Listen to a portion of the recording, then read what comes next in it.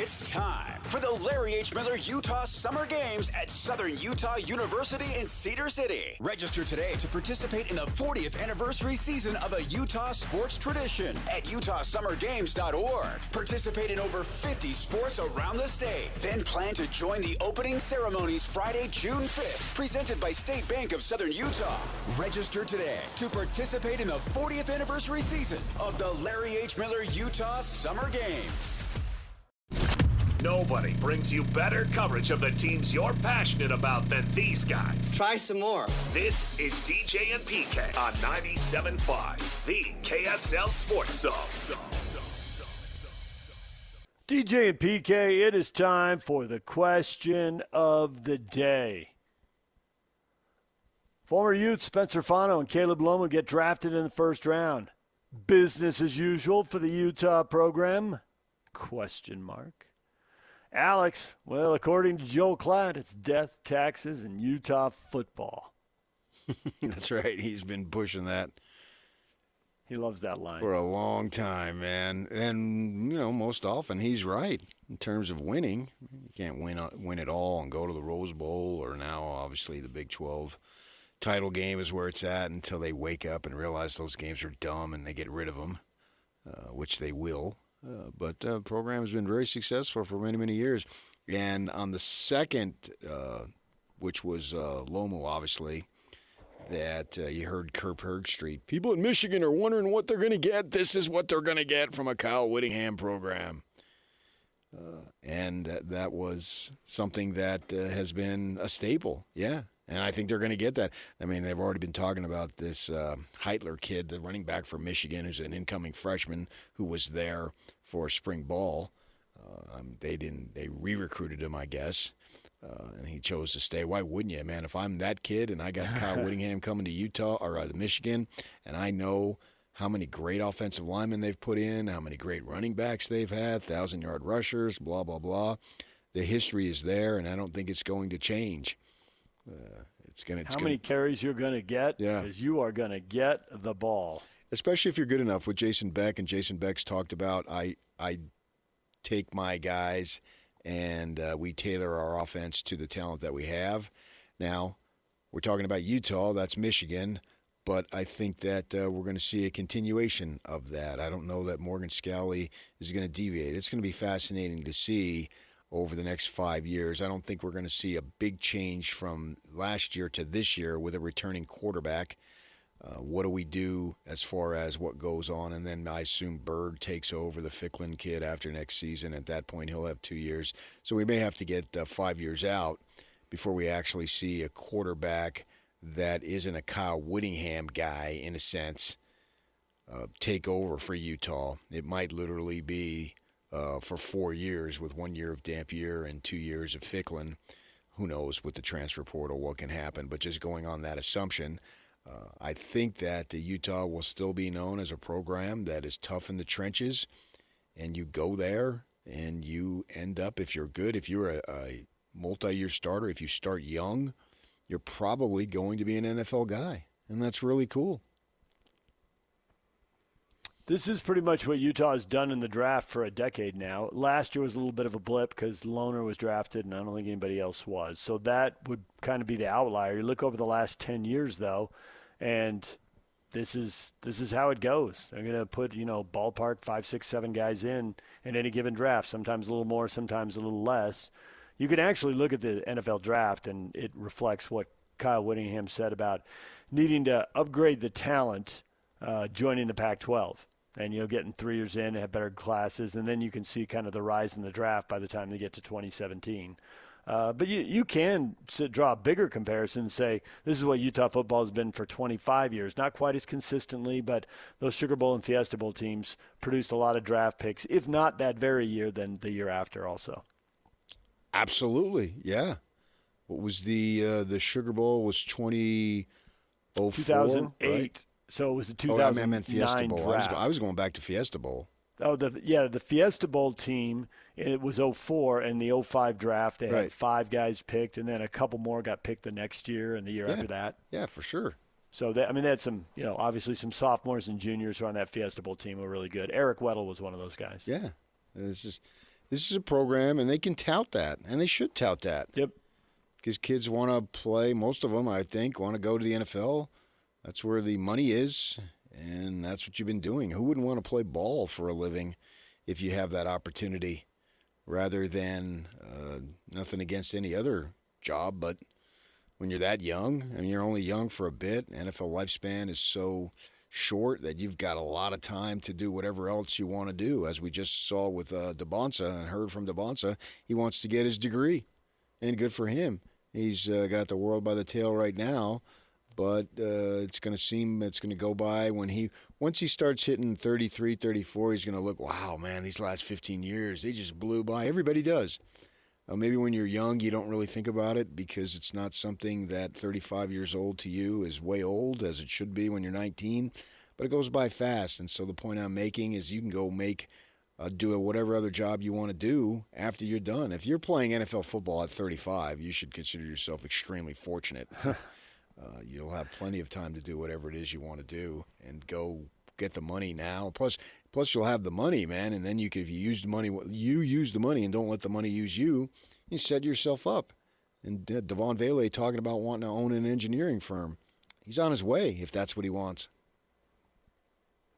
Yeah, and DeBon's is saying he wants to major in mass communications. It's like he's got the personality, he's got the charisma.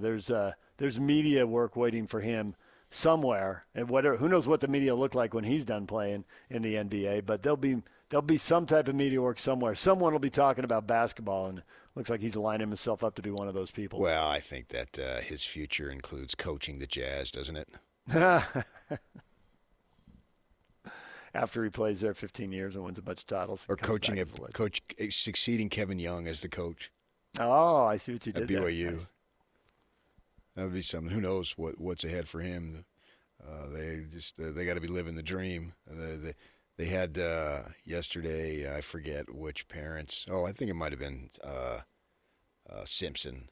They interviewed his parents, and his mother's choking up, and his father. You know, this is something I wish everyone should experience. Yeah, well, hardly anyone is going to experience it, and they act like, the kid has been trained since he was out of the crib. The dad's a football coach.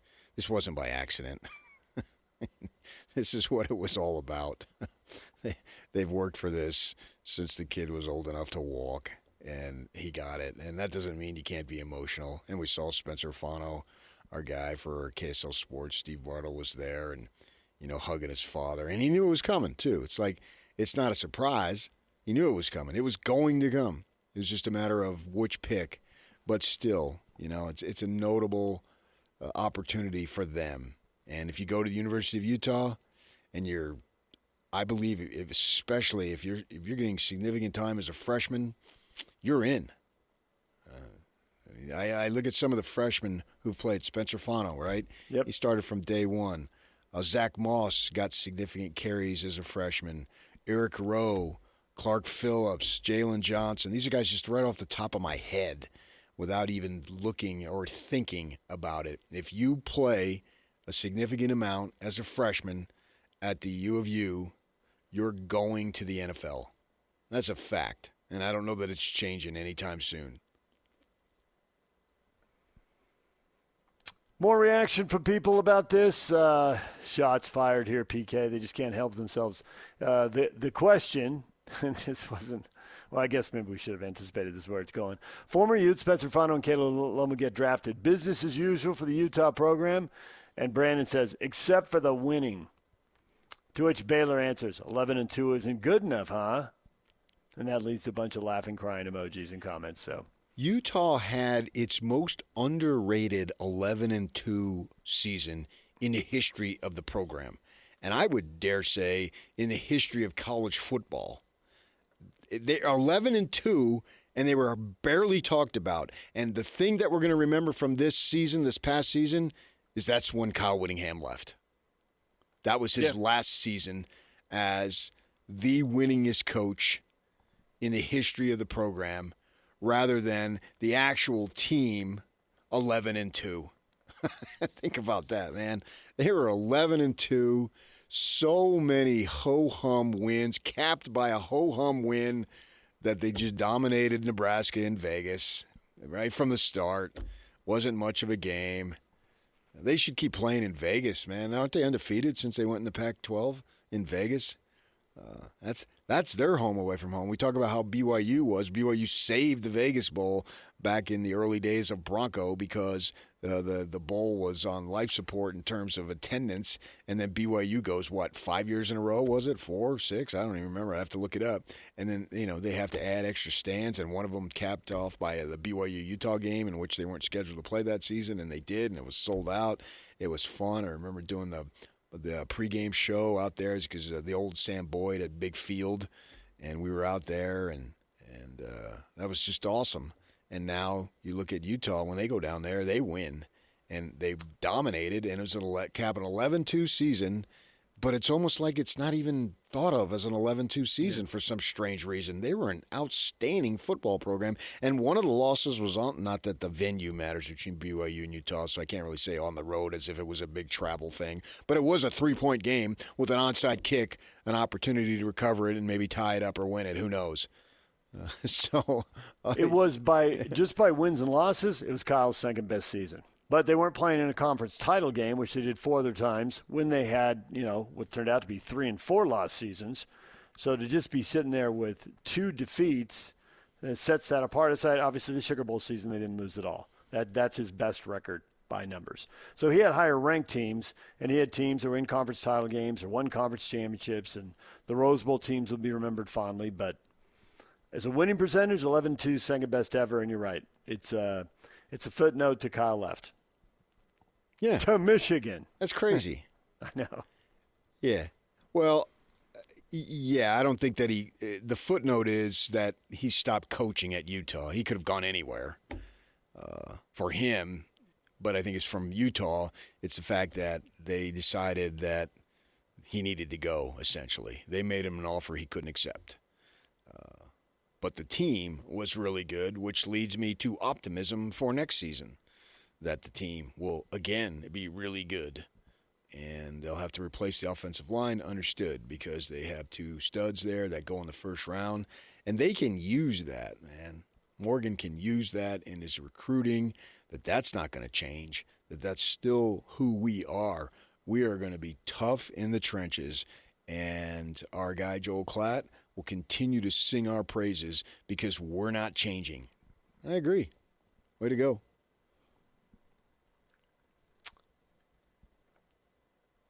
Jared says it's great for the program, but especially those players that put in the work to be great. Sounds like Jared took a lot of satisfaction out of sitting there watching the Utes get drafted. I've got no problem with that, man. That's who you guys are. Tough. You're going to get a team that's going to give you everything you want, and we're going to be physical, blah, blah, blah. I see no reason why that stamp that has been put on that program for a long, long time doesn't continue. Yeah, that's a great selling point. And these guys, they didn't get off track. Some kids get off track. There's, in all sports, they've got the talent to.